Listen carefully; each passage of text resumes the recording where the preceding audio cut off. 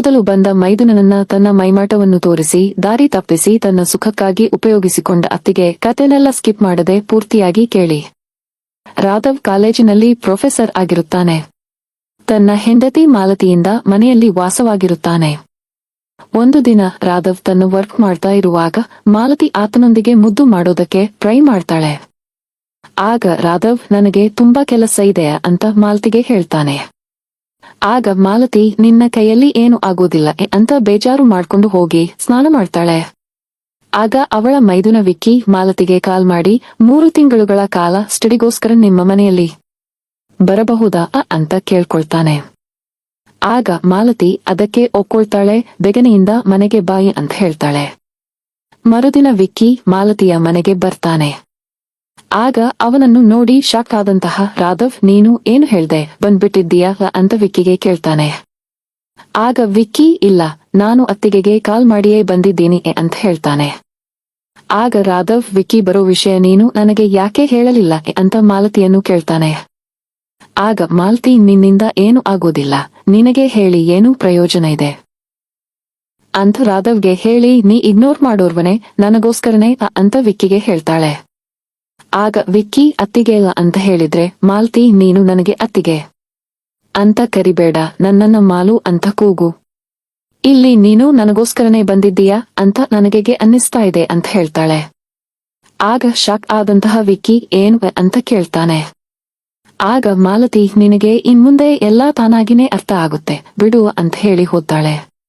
ನಂತರ ವಿಕ್ಕಿ ತನ್ನ ಲವರ್ ಸೋನಂಗೆ ಕಾಲ್ ಮಾಡಿ ನಾನು ಕೂಡ ಮುಂಬೈಗೆ ಬಂದು ನಿನ್ನ ಕಾಲೇಜಿನಲ್ಲಿ ಅಡ್ಮಿಷನ್ ಮಾಡಿಸಿದ್ದೀನಿ ಅಂತ ಹೇಳ್ತಾನೆ. ಮರುದಿನ ಮಾಲತಿ ರಾಧವನನ್ನ ಇಗ್ನೋರ್ ಮಾಡ್ತಾ ವಿಕ್ಕಿಯನ್ನಷ್ಟೇ ತಿಂಡಿ ತಿನ್ನಿ ಅಂತ ಕರೀತಾಳೆ. ಆಗ ವಿಕ್ಕಿ ಮಾಲು ಅಂತ ಮೋಡಿ ಸಂಭೋಗ ವಶೀಕರಣ ಸ್ಪೆಷಲಿಸ್ಟ್ ವಶೀಕರಣಕ್ಕೋಸ್ಕರನೇ ಕರೆ ಮಾಡಿ. ಮಹಾಕಾಳಿ ತಾಂತ್ರಿಕ ಪೀಠಂ ಶ್ರೀ ಮಹಾ ಅಘೋರ ತಪಸ್ವಿ ನಿಮ್ಮ ಪ್ರೀತಿಯನ್ನ ಮರಳಿ ಪಡೆಯಬೇಕೇ? ನಿಮ್ಮ ಪ್ರೀತಿಯನ್ನ ಮನೆಯಲ್ಲಿ ಒಪ್ಪುತ್ತಿಲ್ಲವೇ? ನೀವು ಇಷ್ಟಪಟ್ಟ ವ್ಯಕ್ತಿ ನಿಮ್ಮಂತೆ ಆಗಬೇಕೇ? ಲವ್ ಮ್ಯಾರೇಜ್ ನಲ್ಲಿ ಕುಟುಂಬದಿಂದ ಕಿರಿಕಿರಿಯಾಗುತ್ತಿದೆಯೇ? ನಿಮ್ಮ ಪತಿ ಅಥವಾ ಪತ್ನಿಗೆ ಪರಸ್ತ್ರೀ ಸಹವಾಸ ಬಿಡಿಸಬೇಕೇ? ಇಲ್ಲಿದೆ ಶಾಶ್ವತ ಪರಿಹಾರ. ವಶೀಕರಣ ಮತ್ತು ಶತ್ರು ಮುತ್ತಿಗೆಗೆ ಓಪನ್ ಚಾಲೆಂಜ್. ನಿಮ್ಮ ಕೆಲಸ ಕೇವಲ 2 ಗಂಟೆಯಲ್ಲಿ ಶಾಶ್ವತ ಸಮಾಧಾನ ಇಲ್ಲಿದೆ. ಕೆಲಸ ಆಗದಿದ್ದಲ್ಲಿ ನಿಮ್ಮ ಹಣ ವಾಪಸ್. ಗುಪ್ತ ಅಘೋರ ವಾಮ ಪದ್ಧತಿಯಿಂದ ಇಲ್ಲಿ ಶಾಶ್ವತ ಪರಿಹಾರ ಗ್ಯಾರಂಟಿ. ಮಾಲತಿಯನ್ನು ಕರೀತಾನೆ. ಶಾಕ್ ಆದಂತಹ ರಾಧವ್ ನೀನು ಮಾಲತಿಯನ್ನ ಮಾಲು ಅಂತ ಯಾಕೆ ಕರೀತಾ ಇದ್ದೀಯಾ ಅಂತ ವಿಕ್ಕಿಯನ್ ಬೈತಾನೆ. ಆಗ ಮಾಲತಿ ಹಾಗೆ ಕರೆಯೋದಕ್ಕೆ ವಿಕ್ಕಿಗೆ ನಾನೇ ಹೇಳಿದೀನಿ ನೀನೀಗ ಕಾಲೇಜಿಗೆ ಹೋಗು ಅಂತ ರಾಗೆ ಹೇಳ್ತಾಳೆ. ನಂತರ ವಿಕ್ಕಿ ನಾನು ನಿನಗೊಂದು ಗಿಫ್ಟ್ ತಂದಿದ್ದೀನಿ ಅಂತ ಮಾಲತಿಗೆ ಪಾಯಲ್ ನನ್ನ ಕೊಡ್ತಾಳೆ. ಆಗ ಖುಷಿಯಾದ ಮಾಲತಿ ಆತನಿಗೆ ನೀನೇ ತೊಡಿಸು ಅಂತ ಹೇಳ್ತಾಳೆ. ಆಗ ವಿಕ್ಕಿ ತನ್ನ ಕೈಯಾರೆ ಮಾಲತಿಗೆ ಪಾಯೆಲ್ಲ ಹಾಕ್ತಾನೆ. ನಂತರ ರಾಧವ್ ಕಾಲೇಜಿನಿಂದ ವಾಪಸ್ ಬರ್ತಾನೆ. ಆಗ ವಿಕ್ಕಿ ಹಾಗೂ ಮಾಲತಿ ಪ್ರೈವೇಟ್ ಆಗಿ ರೂಮಲ್ಲಿ ಕೂತ್ಕೊಂಡಿರುತ್ತಾರೆ. ವಿಕ್ಕಿ ಬನಿಯನ್ನಲ್ಲಿನೇ ಇರ್ತಾನೆ. ಇದನ್ನು ನೋಡಿದವರಿಗೆ ಕೋಪಗೊಂಡಂತಹ ರಾಧವ್ ನೀನಿಲ್ಲಿ ಓದೋದಕ್ಕೆ ಬಂದದ್ದೀಯಾ ಅಥವಾ ಟೈಮ್ ಪಾಸ್ ಮಾಡೋಡಕ್ಕೆ ಬಂದದ್ದೀಯಾ ಅಂತ ವಿಕ್ಕಿಯನ್ನ ಬೈತಾನೆ. ಆಗ ವಿಕ್ಕಿ ನಿಮಗೆ ಕಷ್ಟವಾದರೆ ಹೇಳ್ಬಿಡಿ ನಾನು ವಾಪಸ್ ಊರಿಗೆ ಹೊರಟು ಹೋಗ್ತೀನಿ ಅಂತ ರಾಹುಲ್ಗೆ ಹೇಳ್ತಾನೆ. ಆಗ ಮಾಲತಿ ಅದೇನು ಬೇಡ ಈ ಮನೆ ನನ್ನ ತಂದೆಯದ್ದು ನಾವಿಬ್ಬರು ಬೇರೆ ರೂಮ್ಗೆ ಹೋಗೋಣ ಬಾ ಅಂತ ವಿಕ್ಕಿಯ ಕೈ ಹಿಡಿದು ಕರ್ಕೊಂಡು ಹೋಗ್ತಾಳೆ. ಮರುದಿನ ವಿಕ್ಕಿ ಕಾಲೇಜಿಗೆ ಹೋಗ್ತಾನೆ. ರಾಧವ್ ಮಾಲತಿ ಹತ್ರ ಬಂದು ನೀನು ನನ್ನನ್ನ ದೂರ ಮಾಡಬೇಡ ನಾನು ನನ್ನ ಮೆಡಿಕಲ್ ಚೆಕ್ ಅಪ್ ಅನ್ನ ಮಾಡಿಸಿಕೊಳ್ಳುತ್ತೇನೆ ಅಂತ ಮಾಲತಿಗೆ ಹೇಳಿ ಅಲ್ಲಿಂದ ಹೊರಡುತ್ತಾನೆ. ಆಗ ಮಾಲತಿ ನಿನ್ನ ಅವಶ್ಯಕತೆ ಯಾರಿಗಿದೆ ನನಗೆ ಬೇರೆ ವ್ಯವಸ್ಥೆನೇ ಮಾಡಿಕೊಂಡು ಬಿಟ್ಟಿದ್ದೀನಿ ಅಂತ ಅಂದುಕೊಳ್ಳುತ್ತಾ ವಿಕ್ಕಿಗೆ ಕಾಲ್ ಮಾಡಿ ಕಾಲೇಜಿನ ನಂತರ ಮಾಲ್ಗೆ ಬಾ ಅಂತ ನಾವು ಸಿನಿಮಾ ನೋಡೋಣ ಅಂತ ಹೇಳ್ತಾಳೆ. ಈ ಕಡೆ ವಿಕ್ಕಿ ಸೋನಂಗೆ ಮೀಟ್ ಆಗ್ತಾನೆ. ಆಗ ಸೋನಂ ಅಪ್ಪನ 2 ಕಿಡ್ನಿ ಫೇಲ್ ಆಗ್ಬಿಟ್ಟಿದಾವೆ ಆಸ್ಪತ್ರೆಗೆ 10 ಲಕ್ಷ ಹಣ ಬೇಕು ಏನ್ ಮಾಡೋದು ಗೊತ್ತಾ ಇಲ್ಲಂತ ವಿಕ್ಕಿಗೆ ಕೇಳ್ತಾಳೆ. ಆಗ ವಿಕ್ಕಿ ನಾನು ನಿನ್ನ ಟೆನ್ಷನ್ ಈಗಲೇ ದೂರ ಮಾಡ್ತೀನಿ ಅಂತ ಸೋನಂಗೆ ಮಾಲತಿಯ ಮನೆಗೆ ಕರ್ಕೊಂಡು ಬರ್ತಾನೆ. ಆಗ ಮಾಲತಿ ವಿಕ್ಕಿಗೆ ಕಾಲ್ ಮೇಲೆ ಕಾಲ್ ಮಾಡ್ತಾನೆ. ಇರ್ತಾಳೆ. ಆಗ ವಿಕ್ಕಿ ತನ್ನ ಫೋನನ್ನು ಸೈಲೆಂಟ್ ಮಾಡಿ ಸೋನನ್ ಜೊತೆ ಮುದ್ದು ಮಾಡೋದಕ್ಕೆ ಶುರು ಮಾಡ್ತಾನೆ. ನಂತರ ಮನೆಗೆ ಬಂದ ಮಾಲತಿ ವಿಕ್ಕಿ ರೂಮಿಗೆ ಹೋಗಿ ನೋಡ್ತಾಳೆ. ಆಗ ಅಲ್ಲಿ ಅವರನ್ನ ನೋಡಿ ಶಾಕ್ ಆದ ಮಾಲತಿ, ಇವಳು ಯಾರು? ನೀನು ನನ್ನ ಕಾಲ್ನ ಯಾಕೆ ರಿಸೀವ್ ಮಾಡ್ತಾ ಇಲ್ಲ ಅಂತ ವಿಕ್ಕಿಯನ್ನ ಕೇಳ್ತಾಳೆ. ಆಗ ವಿಕ್ಕಿ, ನಾನು ಕಾಲೇಜಿನಲ್ಲಿ ಇದ್ದಿದ್ದಕ್ಕೆ ಫೋನ್ ಸೈಲೆಂಟ್ ಮಾಡಿದ್ದೆ. ಇವಳು ನನ್ನ ಫ್ರೆಂಡ್ ಸೋನಂ. ಈ ಕೆಲವು ತಂದೆ ಆಸ್ಪತ್ರೆಗೆ ಇದ್ದಾರೆ, ಹೆಲ್ಪ್ ಬೇಕಾಗಿತ್ತು. ಅದಕ್ಕೋಸ್ಕರ ನಿಮ್ಮ ಹತ್ರ ಕರ್ಕೊಂಡು ಬಂದಿದ್ದೇನೆ. ನೀವೇ ಏನಾದ್ರೂ ಹೆಲ್ಪ್ ಮಾಡಿ ಅಂತ ಮಾಲ್ತಿಗೆ ಕೇಳ್ತಾನೆ. ಆಗ ಮಾಲ್ತಿ ಸೋನಂಗೆ ತನ್ನಿಗೆ ಪರಿಚಯ ಇತ್ತು. ಹಾಸ್ಪಿಟಲ್ ಅಡ್ರೆಸ್ ಕೊಟ್ಟು ಅಲ್ಲಿಗೆ ಹೋಗಿ ನನ್ನ ಹೆಸರು ಹೇಳು, ನಿಮಗೆ ಹೆಲ್ಪ್ ಸಿಗುತ್ತದೆ ಅಂತ ಹೇಳಿ ಕಳಿಸ್ತಾಳೆ. ನಂತರ ವಿಕ್ಕಿ ಕೋಪಗೊಂಡ ಮಾತಿಯನ್ನ ಸಮಾಧಾನ ಮಾಡೋದಕ್ಕೆ, ನೀನು ಕೇವಲ ಮಾತನ್ನಷ್ಟೇ ಆಡ್ತೀಯಾ ಅಥವಾ ಏನಾದರೂ ಮಾಡ್ತೀಯೋ ಅಂತ ಕೇಳ್ದಾನೆ. ಆಗ ಖುಷಿಯಾದ ಮಾಲ್ತಿ ಆತನ ಜೊತೆ ಮುದ್ದು ಮಾಡ್ತಾ ಸ್ವರ್ಗ ಸುಖ ಕಾಣುತ್ತಾಳೆ. ಆಮೇಲೆ 1 ವಾರಗಳ ನಂತರ ಸೋನಂ ಮಾಲತಿಯ ಮನೆಗೆ ಬಂದು, ನಿಮ್ಮಿಂದ ತುಂಬಾನೇ ಹೆಲ್ಪ್ ಆಯ್ತು. ಕಡಿಮೆ ಖರ್ಚಿನಲ್ಲಿ ನನ್ನ ತಂದೆ ಬಂಡನವರ ಆಪರೇಷನ್ ಕೂಡ ಆಯ್ತು ಅಂತ ಹೇಳಿ ಅವಳಿಗೆ ಸೀರೆಯನ್ನ ಗಿಫ್ಟ್ ಮಾಡ್ತಾಳೆ. ಆಗ ವಿಕ್ಕಿ ಸೋನಾಳನ್ನ ಡ್ರಾಪ್ ಮಾಡೋದಕ್ಕೆ ಹೋಗ್ತಾನೆ. ನಂತರ ರಾಘವ್ ಮಾಲತಿಯ ಬಳಿ ಬಂದು ಅವಳಿಗೊಂದು ಗಿಫ್ಟ್ ಕೊಟ್ಟು, ನಾನೀಗ ಹಾಸ್ಪಿಟಲ್ಗೆ ತೋರಿಸಿಕೊಂಡು ಬಂದಿದ್ದೀನಿ ಅಂತ ಹೇಳಿ ಮಾಲತಿಯನ್ನ ಎತ್ತಿಕೊಳ್ಳುವಂತೆ ರೂಮಿಗೆ ಹೋಗಿ ಮುದ್ದು ಮಾಡೋದಕ್ಕೆ ಶುರು ಮಾಡ್ತಾನೆ. ಆಗ ಮಾಲತಿಗೆ ಖುಷಿಯಾಗುತ್ತೆ. ಅವನ ಜೊತೆ ಮೂವ್ ಮಾಡಬೇಕು ಅನ್ನೋ ಅಷ್ಟರಲ್ಲಿ ರಾಧವನ ಎನರ್ಜಿಯಿಂದ ಖಾಲಿಯಾಗೋಯಿಸುತ್ತದೆ. ಆಗ ಕೋಪಗೊಂಡಂತಹ ಮಾಲತಿ, ಈಗ ಯಾಕಾಯ್ತು, ನೀನು ನಿಜವಾಗ್ಲೂ ಆಸ್ಪತ್ರೆಗೆ ಹೋದಿಯೋ ಇಲ್ವೋ ಅಂತ ಅವರ ಮೇಲೆ ಕೋಪಗೊಂಡಂತೆ ಇದ್ದಾಳೆ. ಆಗ ರಾಧವ್, ನಾನು ಹಾಸ್ಪಿಟಲ್ಗೆ ಹೋಗಿಲ್ಲ, ನಿನಗೆ ಸುಳ್ಳು ಹೇಳ್ದೆ ಅಂತ ಹೇಳ್ತಾನೆ. ಆಗ ವಿಕ್ಕಿ ಅದನ್ನೆಲ್ಲ ಕಂದು ಕೇಳಿಸಿಕೊಳ್ತಾ ಇರ್ತಾನೆ.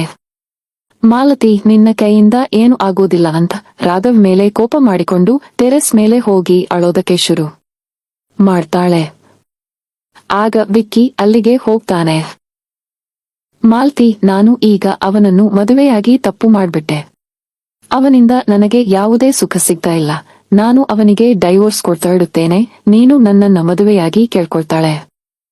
ಆಗ ವಿಕ್ಕಿ, ನಮ್ ಸಂಬಂಧ ಸಮಾಜ ತಪ್ಪು ಒಪ್ಪೋದಿಲ್ಲ ಅಂತ ಹೇಳಿದ್ರೆ ನೀನು ನನ್ನ ಜೊತೆ ಬೆಡ್ ಹಂಚಿಕೊಳ್ಳುವಾಗ ನಿನಗೆ ಈ ಯೋಚನೆ ಬರಲಿಲ್ಲವಾ? ನನಗೆ ಅದೇನು ಗೊತ್ತಿಲ್ಲ. ನೀನು ನಾಳೆ ಹೊರಡಲು ಟೈಮ್ ಕೊಡ್ತೀನಿ, ನಮ್ ಮದುವೆ ಬಗ್ಗೆ ಥಿಂಕ್ ಮಾಡು ಅಂತ ಹೇಳಿ ಅಲ್ಲಿಂದ ಹೊರಡುತ್ತಾಳೆ. ಮರುದಿನ ಸೋನಂ ವಿಕ್ಕಿಗೆ ಅರ್ಜೆಂಟ್ ಆಗಿ ಕಾಲ್ ಮಾಡಿ ಕರೆಸಿಕೊಳ್ಳುತ್ತಾಳೆ. ಆಗ ವಿಕ್ಕಿ ಯಾಕೆ ಅಂತ ಕೇಳ್ತಾನೆ. ಆಗ ಸೋನಂ, ನಾನು ನನ್ನ ತಂದೆಯ ಯೋಗ ಕ್ಷೇಮದ ನಡುವೆ ಸ್ಟಡಿ ಮಾಡಲೇ ಇಲ್ಲ. ನಾಡಿದ್ದೇ ಇದೆ ಎಕ್ಸಾಮ್ ಇದೆ, ನಾನು ಫೇಲ್ ಆಗಬಹುದು ಅಂತ ಅಳ್ತಾಳೆ.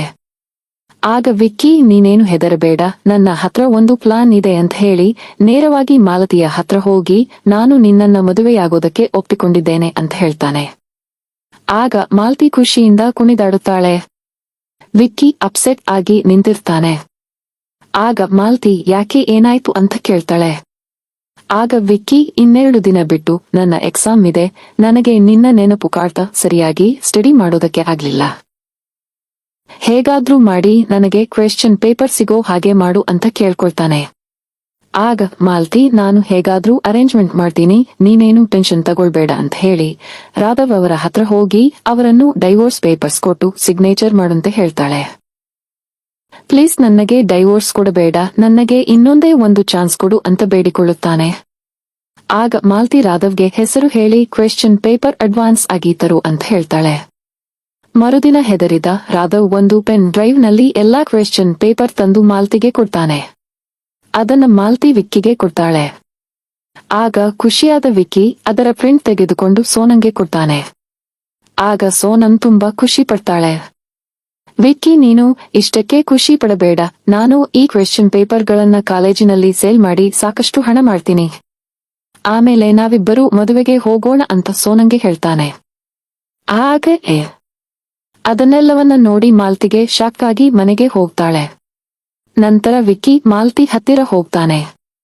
ಆಗ ಮಾಲ್ತಿ, ನಾನು ನಿನ್ನ ಮಗುವಿಗೆ ತಾಯಿ ಆಗ್ತಾ ಇದ್ದೀನಿ, ನೀನಿನ್ನು ನನ್ನನ್ನು ಮದುವೆ ಆಗ್ಲೇಬೇಕು ಅಂತ ವಿಕ್ಕಿಗೆ ಹೇಳ್ತಾಳೆ.